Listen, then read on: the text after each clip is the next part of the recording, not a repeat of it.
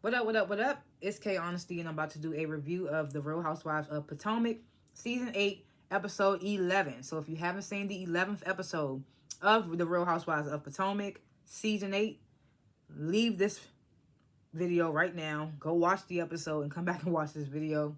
And like this video and subscribe to my channel. It is a simple and free way to support my channel. It takes less than 4 seconds to do. 4 seconds of your time to hit the like button, hit the subscribe button. Get my engagement up. Really support me. Don't just watch, support. Hit the notification bell so you don't miss when I post.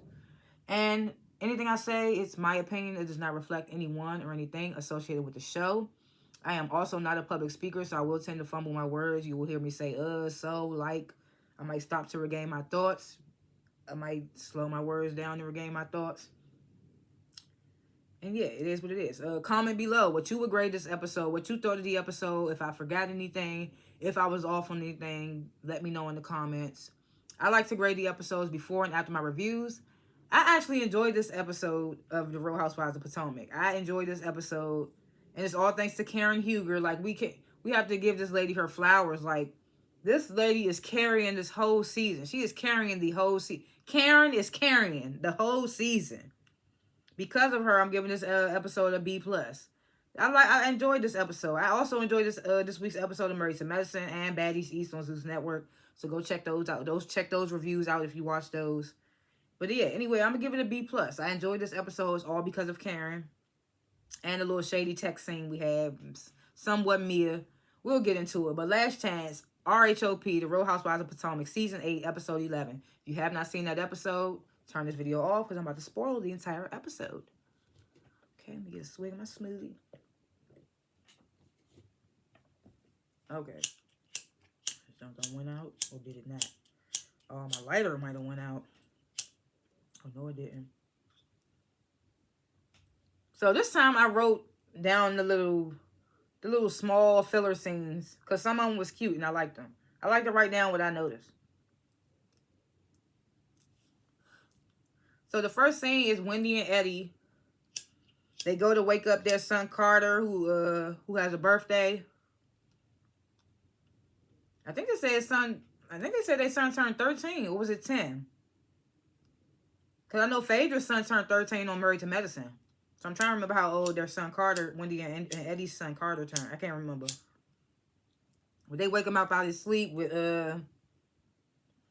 some candles and cake or whatever. Then we get this goddamn scene. Giselle and Ashley are working on the athleisure line together. Oh my goodness. Like, I just had to laugh because those are the two least fashionable girls on the goddamn cast to be doing the athleisure line together. Like, I want to know who told them that was a good idea. Like, do they have a business partner? Like, I guess, like, what is their team telling them? Well, I guess they get paid to suck ass. I mean, to kiss ass. So then, of course, Ashley's in her confessional talking about how she really has relied on Michael for finances for the pets, like, since they got together, basically. And now she needs to make a little money herself.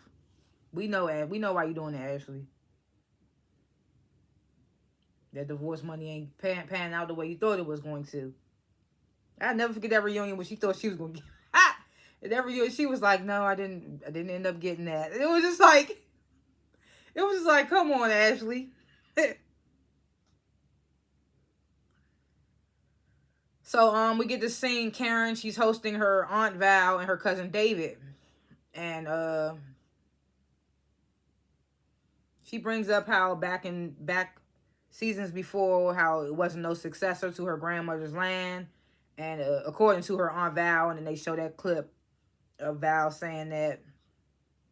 And Karen talks again in her confessional about purchasing her grandmother's land full out, her grandmother's estate or whatever, and turning it into a retreat guest house.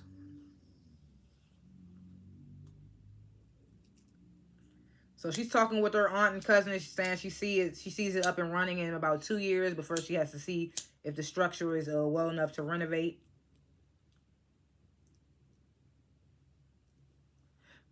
Because I think she said later in the episode when the girls entered the house that the structure was like 104 years old or something like that.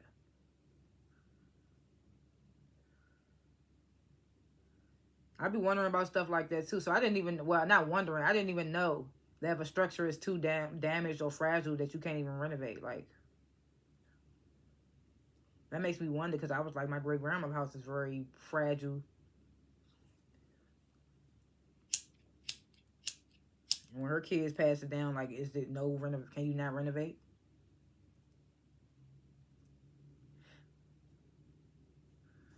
So then we get this meet up with Mia and Robin. They go to some place where, like, you basically, it's a sinus clear up place. The air is supposed to, like, clear your sinuses up and things like that. They're on this wellness journey or whatever. Well, Mia is anyway. You know, she's supposed to be only drinking wine. So then Mia starts telling Robin about Candace's Mother's Day brunch, because, you know, Robin wasn't there. Then she starts telling Robin about Karen buying the house in Surrey, and how she's only planning on inviting a particular woman out of a fishbowl. That she's gonna pick them random names out of a fishbowl.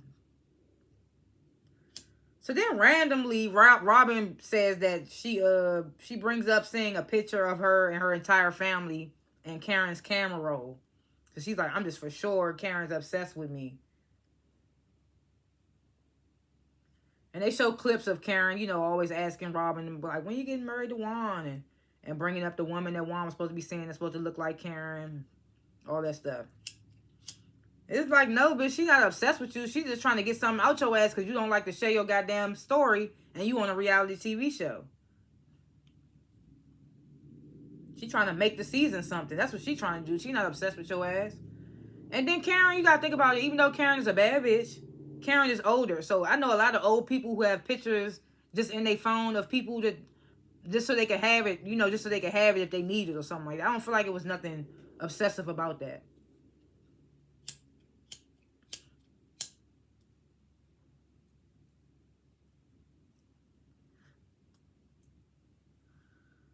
So, then Mia takes this chance to talk about something. You better check Karen's house. She probably got a shrine somewhere in there of you. I ain't gonna lie, I thought that was a little funny. It was a little funny. I can't stand Mia, but sometimes she make me laugh, bro. I can't stand her ass, man. So then Mia tells Robin about, they still trying to make this divorce story a thing because, you know, Mia and Gordon are divorced now, and she's supposed to be dating some young dude. That's what I seen on the Shade Room. Anyway. So they still trying to make this divorce thing a storyline. Even though she was just walking in the place talking about, I gotta look good for my man. Something, I don't remember. So she brings up to Robin about her retaining a lawyer for divorce back a little while back. And Robin's like, oh no, I like you guys together, da da da. So then, I don't remember how they got to Robin's issues, but Robin says that her and Juan don't have any issues. Like I'm gonna keep saying, I mean, if she feel that way, then who are we to tell her otherwise? She says the only issue is that they both need to enjoy more life. They need more time to enjoy life. Something like that. I don't remember. Kind of zone out when it comes to Robin. So we get this little date with Wendy and Eddie. Wendy was looking good in that red dress. She was like a little chocolate Betty Boop. Wendy been giving the looks this season. That Mugler bodysuit she wore when they went to Austin. I was like, yes, Wendy is serving looks this season. She is not worried about these hoes. She's just stepping on necks. So Wendy and Eddie, they're out on a date, and Wendy's telling Eddie about the stress of her talk show, and of course she brings up in the confessional again about having to hire new producers and things like that. So then Eddie, I said Eddie, because I was about to say Happy Eddie. So Eddie talks about Happy Eddie and how he's learning a lot in this cannabis industry. And then Wendy and Eddie, they in the confessional like, we got little kids, so we indulge from time to time. Yeah. I was like, Professor Wendy indulges in the marijuana? I was like, oh, Professor Wendy. So then the producers, they asked Eddie, like, how did your mom feel about you selling drugs? They said it's so like, it's not, goddamn, how you feel about you selling drugs? Like, damn. So Eddie talks about, like, how he thought his mom would be against it. But she was like the total opposite. She was like, okay, well, when we getting our millions? I was like, I know that's right, mama, because that's a $1 million business.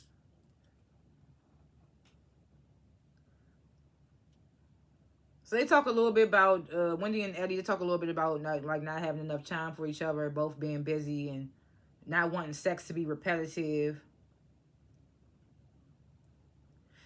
Because when I watch shows and stuff like that, that'd be one of the things that couples be talking about. The sex becomes like repetitive. And some couples be like, they got to plan sex. But they got to also remember, they got little, like they said in their confessional, they got little kids. I don't know how old the little baby Cameron is, but they got young kids, so. Then we get another little date. Karen and Ray, they go out on a date. So while Ray, he tries to order off the happy hour menu, and Karen like, oh, no, you better order off the regular. I'm like, she talking about he trying to be frugal or he trying to get fucked up. And I'm just like, why you not trying to let this man, like, save a little change? Like, trying to make him spend money. I don't care how much I get. I don't care how rich I am. If it's a sale, a sale. A sale is a sale. I'm tell that man he can't get cheaper drinks just because he can afford to get he can afford not to get cheaper drinks. I love you, Karen, but I was like, I wasn't feeling that. I was like, oh nah, Karen.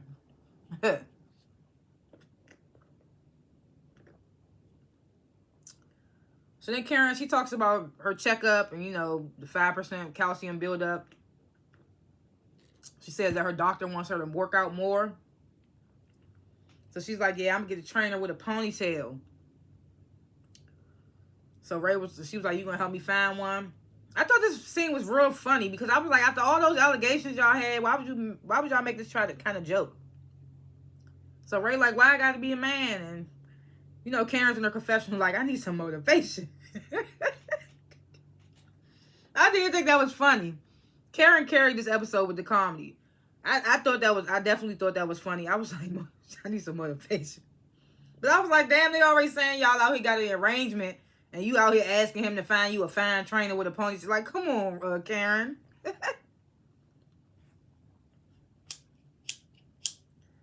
So then Karen tells Ray about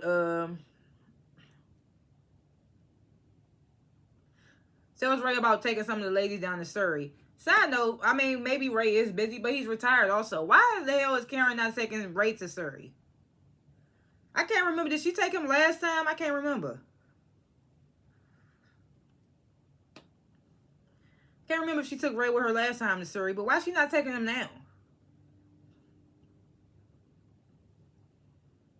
So Karen, she reads her little text invite out loud before she sends it out. So she sends the text message out. Wendy, Candace, and Ashley, they all respond with a heart. And then Giselle immediately declines.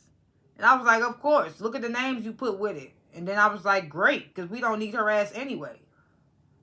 She ain't been giving shit this season. I appreciate the scenes with her daughter because that's something that people can watch and be like, I'm going through the same thing. But other than that, what's been her storyline this season? That damn man that we only seen on one episode, maybe two. It's like, we don't care.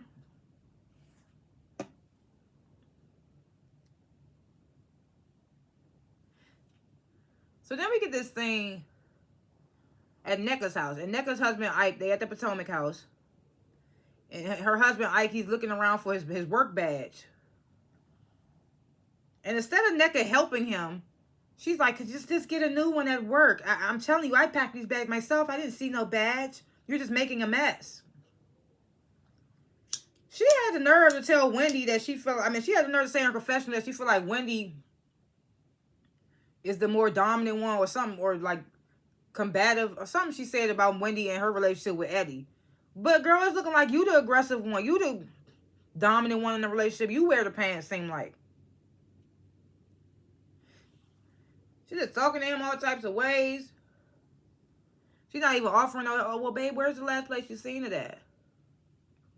Well, let me help you check. There's something. She was just condescending, I feel like, just standing there like, you making a mess. Like, let's get a new one.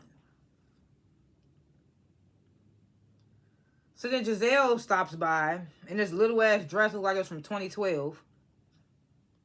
Talking about, I want the people to see my cheeks or my butt.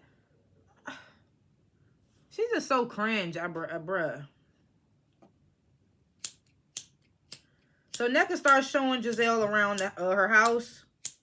Damn, come on. Yeah, boy. So Nneka starts showing Giselle around her house.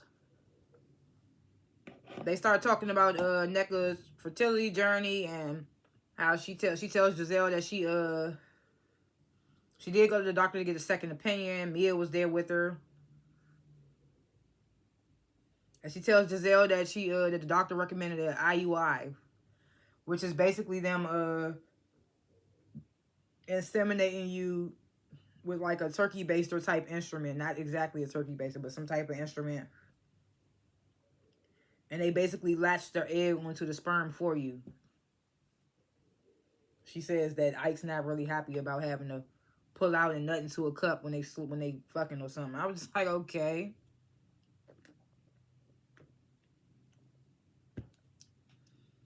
So then they started, Giselle's like, oh, did Karen see your house, Nneka? And they show a clip of of Karen showing Nneka around the Potomac area and saying like, oh, it's a nice little spot over here. So then Nneka tells Giselle, Karen, she tried to come for me. She tried to say that I live in North Potomac. And then they show a map of Nneka's house and it's in North Potomac. Because they show a little clip of Karen saying, see, this is North Potomac, talking about Nneka's house. And then they show a map, and her house is actually in North Potomac. How is that shade? Nneka just trying to find a reason. Like, Wendy not working. Wendy ain't budging. Wendy ain't showing me no mileage. Karen's next. So I guess we about to get that episode coming up with that we seen in the preview for this season of Giselle trying to fake crown Nneka as the new queen of Potomac or whatever. And Karen was like, you're going to put in a lot more work than that, baby. They could give her a crown tomorrow. I'm still calling Karen the queen of Potomac. Stop playing with her. She been here since season 1. And she been carrying since season 1. Whether we like some stuff or not, she's been carrying. So Nneka tells Giselle that, and of course, Giselle's throwing shade at Karen, calling Karen, like, at least your house is paid for. Karen's house is rented. I ain't gonna lie, I didn't know that.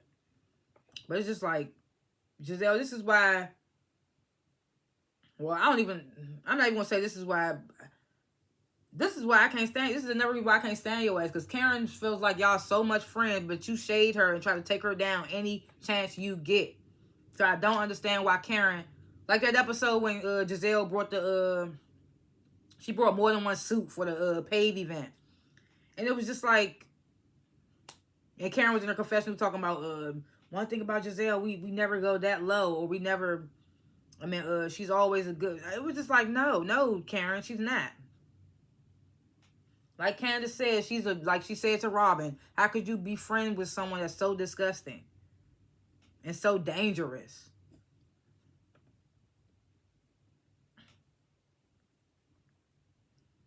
So then all of a sudden, Sharice shows up. Like, oh, who could that be at the door? Oh, you didn't know she was coming? Oh, it's Sharice, of course. They keep trying to make Sharice a thing.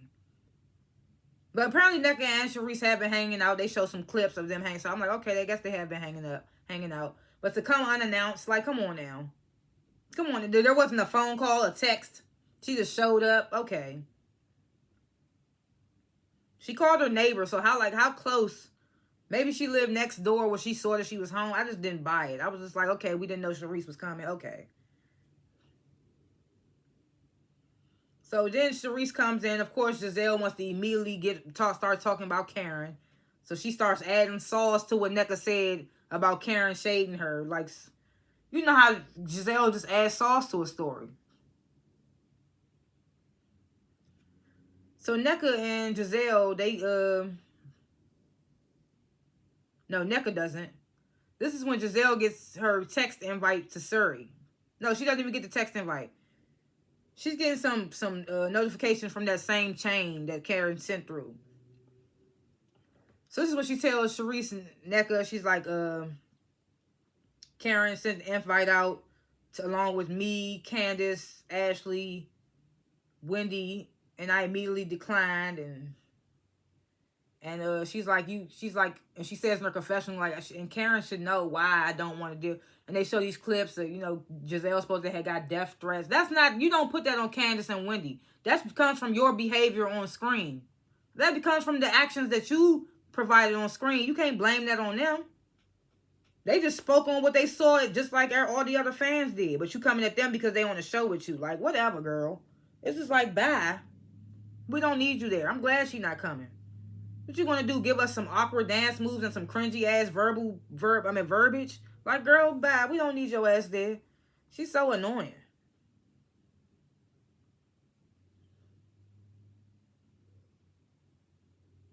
Some Karen should know why. Girl, bye. So, yeah, she tells Sharice and NECA how she immediately declined because of the group of people that was there, that was on the list. Then she says that Karen sent out another invite, inviting all the ladies. And that pissed me off. Because I was like, I hate the fact that Karen felt like she had to extend the invite to everyone to please Giselle. And I was just like, fuck that bitch. Like, fuck that bitch. Like, don't do nothing to please her. Why are we trying to please this bitch when she causes so much problem? She caused so much problem and we just brush it away. Like, I don't know, we just chuck it up as Giselle. Like, no. I hate that Karen did that. I really hate that she did that. So here, NECA, I need to know why I wasn't on the original invite. Because Sharice was like, oh, I'm not going to be on the invite. And then Sharice even shades Karen in this moment when Giselle tells Sharice about what NECA said about Karen saying something about her house. Sharice like, well, at least you bought yours and Karen rents hers. I'm just like, okay. So we know Giselle heard that from Sharice, or Sharice heard that from Giselle. This is so annoying. So then they show this text chain, and the text consists of Robin texting Karen. She's like, oh, I won't be able to make it. I made an obligation with my kids or something like that. It's like, of course you're not coming because Giselle is not going. We don't give a fuck. Great. Don't come. Awesome. I'm just like, we do not need the green-eyed bandits there. Great. Yes. Keep their ass back home with no scenes. So Mia texts, I can't get past the original invite. So they didn't show the other text that Mia sent until later in the episode. But when Mia sent that text on something, I can't get past the original invite. And Karen just texted back, you need to. I was cracking up. Because I read Mia's part in Mia's voice. And I read Karen's part in her voice. I was cracking. I said, oh my God, Karen funny as hell. Something. You need to get over it. You need to get past it. I was like, Mia, we don't need you there neither. I would have a good time just Karen, Wendy, and Candace. And Ashley, whatever.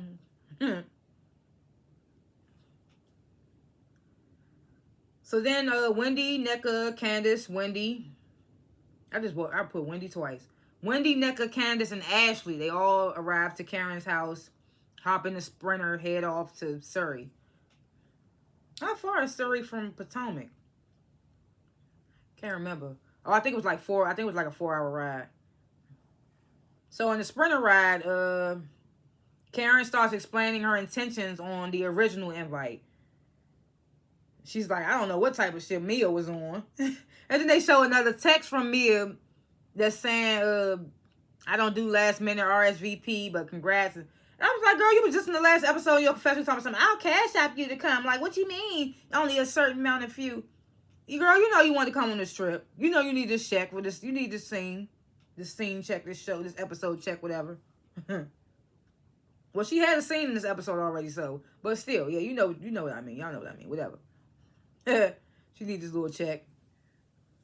You probably get paid more depending on how many scenes you in the episode. So Mia's like, oh, I don't do the last minute RSVP, but congrats. And then I'm like, girl, y'all filming the show. Don't try to act like you didn't know about the trip. And I was like, plus Karen she mentioned it at the damn brunch, and you was all like, oh, what do you mean? Like, girl, come on. Come on, Mia. So then Nneka tries to buck up on Karen talking about something. Well, it seems like it took for just, well, I did feel this way, so I can't even say she bucked up on. She just spoke her mind, I felt like. But I can't stand Nneka, so I don't care.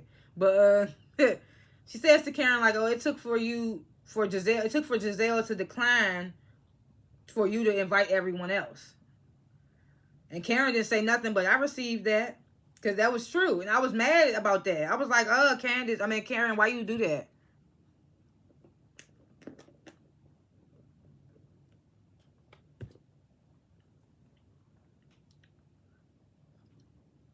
So then Wendy brings up Happy Eddie. And she talks about Eddie is throwing like a Happy Eddie event, some type of cannabis event. So Ashley in her confessional with Eddie, I didn't think he'd be the type to get into weed. We didn't neither. Thanks to your friend, bitch. Thanks to Sesame Street. That nigga getting money off that goofy shit now. Nigga done made. I hope he got that shit trademarked. He done turned that Happy Eddie to a business. That's how you come back. Ashley couldn't say nothing, but I appreciate it. I'm here for it in her confessional. Candace was like, I partake, and Karen's like, oh, I don't need the weeds, but I take some weed. I was like, Karen be tripping, man. Then the producers try to be shady and ask Wendy in her confessional, like, oh, will Eddie be inviting Nneka and Ike?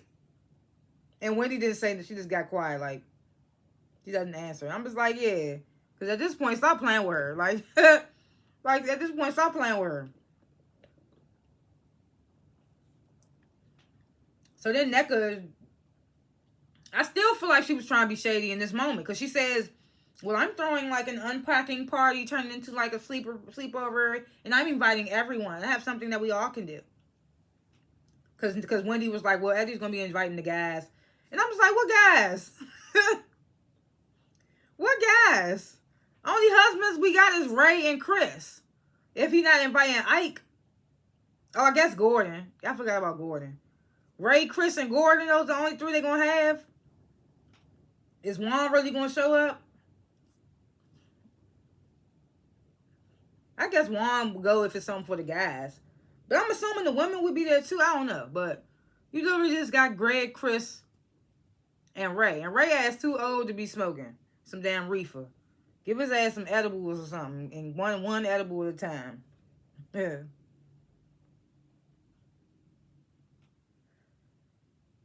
So, so Nneka's like, oh, I'm inviting everyone to this unpacking party. So Ashley turns to Wendy. You know Ashley as just be trying to... She tries to sound sincere, but she also be trying to stir some shit up. It's been going good. They've been cordial, and you trying to have a moment. So she says to Wendy, oh, well, she invited you. That's nice. And Wendy's like, I'll skip it 1,000 steps. I was like, I ain't never heard no shit like that before, but that shit was funny. I'll skip it 1,000 steps. I'm going to say that the next time I don't want to go. I'll skip it 1,000 steps. And I've noticed that on this trip, Ashley and Candace have had little moments where they're talking. Like when they first was getting on the Sprinter, they was talking about not wearing no underwear and things like that. And then on the bus, Candace was like, I call Ashley something bladder or something she called. I can't remember. But I was like, I know that they have their little moments. So you see how they can be cordial. They can be cordial on the show. Unlike Giselle and Robin, who feel like it got to be their way or the highway. They can be cordial and they don't even like each other. So this is when Ashley brings up that her and Giselle have an athleisure line. Wendy and Candace start cackling. I was cracking up with their ass. Wendy in the confessional, she's like, do you see what Giselle and Ashley dress? Do you see the way they dress? The way they get dressed?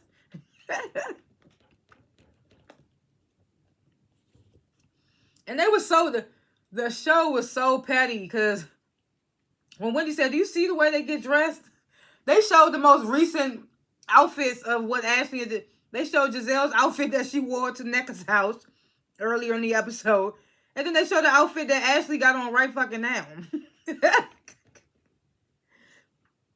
Bruh, I was cracking up. I said, not them showing the most recent outfits just to prove that they still tacky.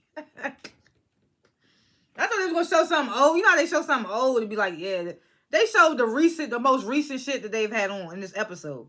I thought that was hilarious. I thought that was gold. Like, so then all of these ladies, they stop at the rest stop to use bathrooms, things like that, get snacks. Candace and Wendy get these gas station margaritas, and Wendy's on that damn jump toe up. She's giggling and shit. I was like, this probably would have been a good time to try to get her to talk to Necca, I guess. She all giddy and shit. So they arrive to Surrey. They get to Karen's grandmother's house, and as they're entering, she's showing like, this is where I used to get my hair braided on the porch by my grandmother. They show a little picture of baby Karen. I was like, oh, look at baby Karen. So they go inside the house. I wasn't even expecting. I didn't expect it was gonna be people in there, but Karen's parents. Not parents.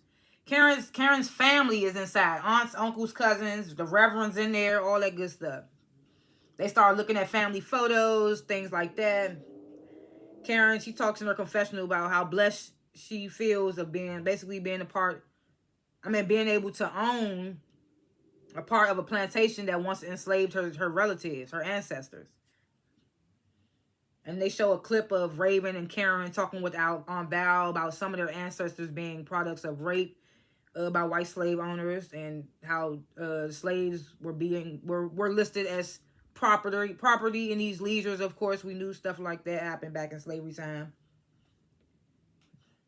Then the family reverend, he begins like to bless the home, leads them off in prayer.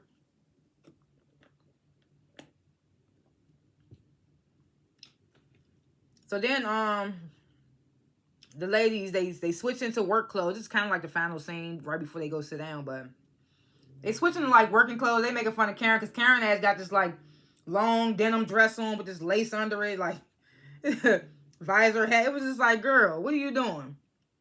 And the rest of them had on like overalls and boots. It was just like, Karen was just looking like, she was like, I'm gonna be the grand dame of this every time.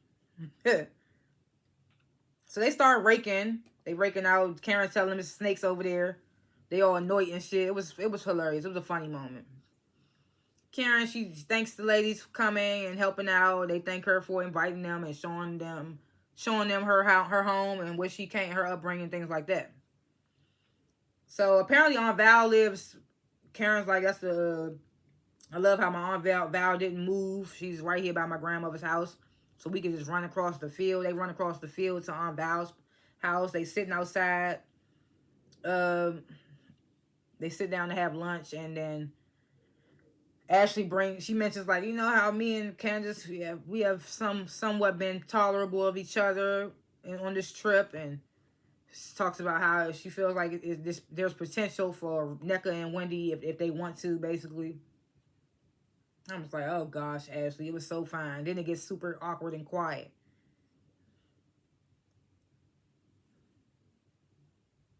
So then Wendy, she turns to Karen. She's like, I'm here for you, sis, and I'm here for your family. I know how much your family means to you. You know how much my family means to me, especially my mom. She's like, this is a sisterhood. And I'm just like, what? This is not no goddamn sisterhood. The way they did you this is not no sisterhood. I wish Wendy and Candace would stop feeding us this bullshit. Because this is not no sisterhood. I know y'all want it to be, but this shit is so divided. So I was like, no, it's not. It's not a sisterhood, Wendy. But I get what you're saying, but I don't get what you're saying. So she's like, this is a sisterhood. Anyone who comes in this group should have that sisterhood in their heart. And she says to NECA, like, at the end of the day, you call me a bitch. You call my mother a witch. Your husband tried to attack my husband. You talked about my sister. She's just going on and on. NECA was like, I never said anything bad about your sister. And I called you a bitch because you can't just curse at someone and expect them not to say something. And they showed a clip of NECA and Wendy arguing at the earlier in the season.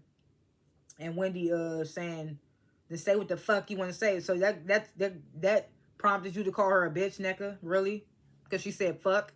Wendy was like, I said it in a sentence. You know, Dr. Wendy she puts that doctor hat on when she get to arguing when she about to read a bitch.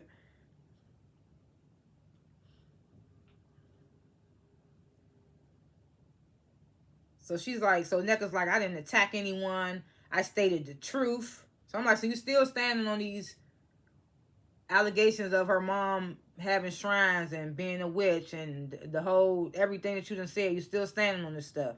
And you wonder why she don't see it for your ass.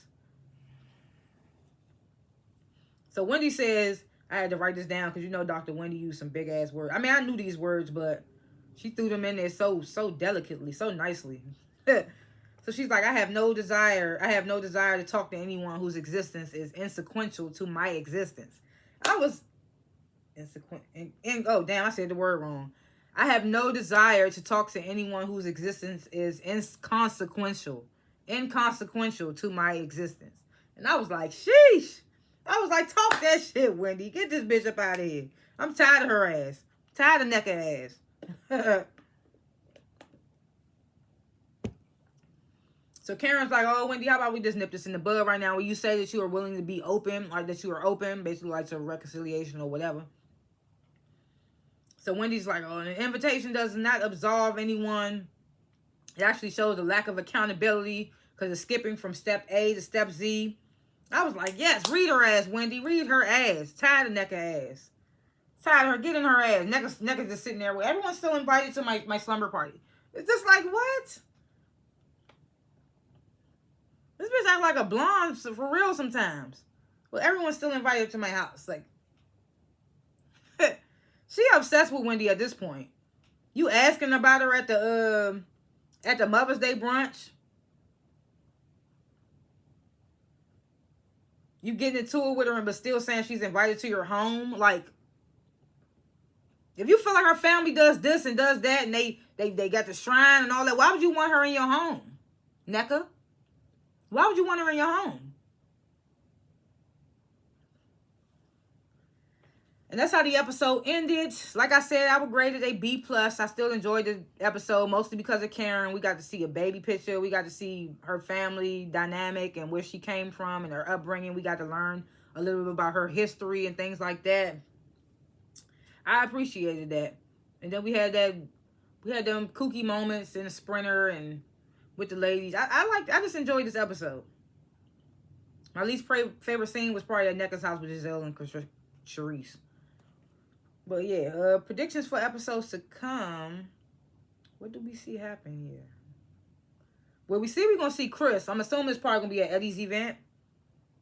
I'm wondering if the women are there. I think the women are going to be there. And we see Chris give Giselle this mean-ass mug. And I was like, yes, her nasty ass coming up in there strutting like she don't be defaming people and making false allegations and shit. She just smiling up in her damn room. So miserable. I can't stand her ass. I can't even remember what we gonna see besides that. But I'm hoping Chris just don't say. If I was Chris, I wouldn't say a damn thing. He talking something. If someone speaks to me, I'm gonna speak back. No, if someone speaks to you and you don't fuck with, don't speak at all, Chris. Don't, cause you gonna piss me off. Well, I guess we probably gonna see something between Karen and Giselle. And Giselle gonna be like, why would you invite me? And I told you. And Karen's gonna be like, cause y'all need to get over it. It's probably gonna be someone of that. I don't know. But we gonna see. But those are my little thoughts. What have you nots, episodes to come, this episode, whatever. Thanks for watching. And comment below what you would grade the episode, what you thought of the episode. If I forgot anything in particular or was off on anything in particular, let me know in the comments. Like this video, subscribe to my channel because I don't only review RHOP. I review other shows as well, like Baddies East on Zeus Network. Check that out if you watch that. Married to Medicine. Check that review out if you watch that. Check out my channel. I review some stuff on random. You never knew I probably reviewed it. I might do a review later this week about some of the stuff I have watched that I'm not reviewing and reasons why I'm not reviewing it. But either way, check out my channel. Hit the notification bell so you don't miss out when I post things. And thanks for watching this review. If you watched it in its entirety or if you watched it at all. And yeah, I think that's it. See y'all in the next one. Peace.